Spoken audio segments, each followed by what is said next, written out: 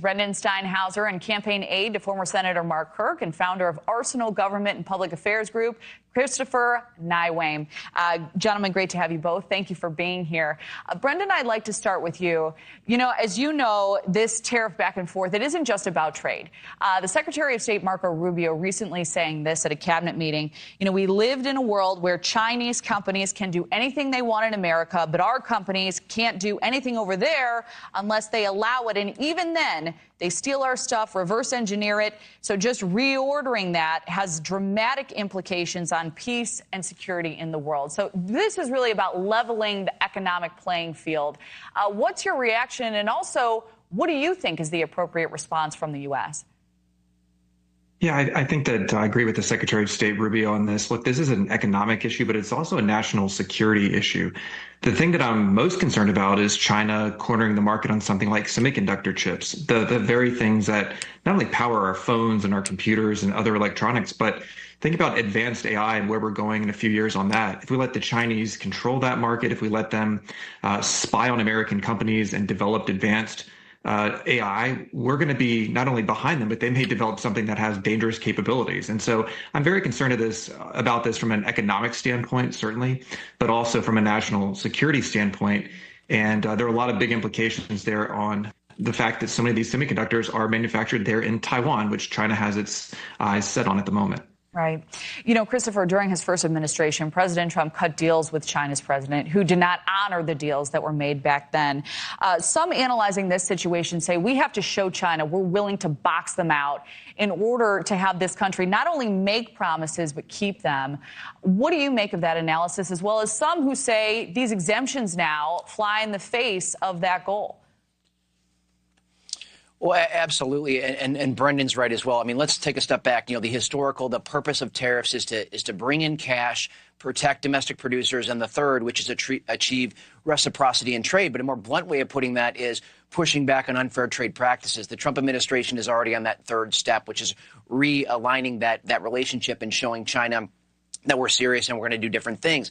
And historically, even President Jefferson, who would agree with where Democrats were now about being a little bit more wary of this, came around after 1812 and realized from a national security perspective, you have to get that financial policy in order. And with China being our #1 adversary, we have to make this happen. And they're already moving into the middle game with looking at these semiconductors and having exemptions. They know what they're doing. So that you know, with the midterms coming, watch where the buck stops with tariffs. And I think the administration is moving forward with their plan, and they need to stay the course on these tariffs and keep doing what they're doing. Yeah, the timeline, again, it's going to be big in all of this. We hear that. Brendan, when we talk about strategy, a lot of financial experts looking at this say China's economy, it's in rough shape. It would be in a world of hurt without the American consumer. The president continues to say his phones are ringing off the hook with other countries looking to make deals. When do you think we might see some of these deals announced, and how do you see those announcements potentially impacting this ongoing back and forth with China?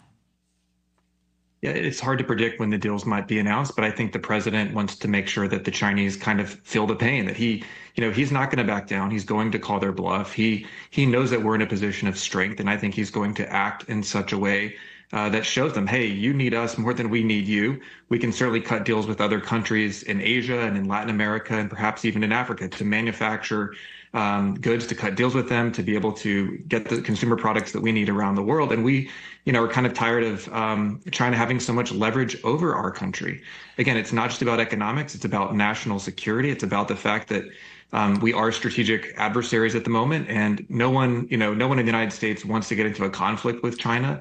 But there are certainly people in China that want to overtake the United States and are looking to get into a conflict with either us or certainly to take over Taiwan. And so I think the president has to show strength. He understands that Xi Jinping and the CCP only understand one language, and that is the language of strength. Yeah. And while some may support that initiative and these goals, Christopher, this is a tough landscape right now for small businesses, general consumers in America to operate in. What do you make of the rollout, the messaging from the White House? And we keep hearing, this is short term, but that certainly does leave room for interpretation here.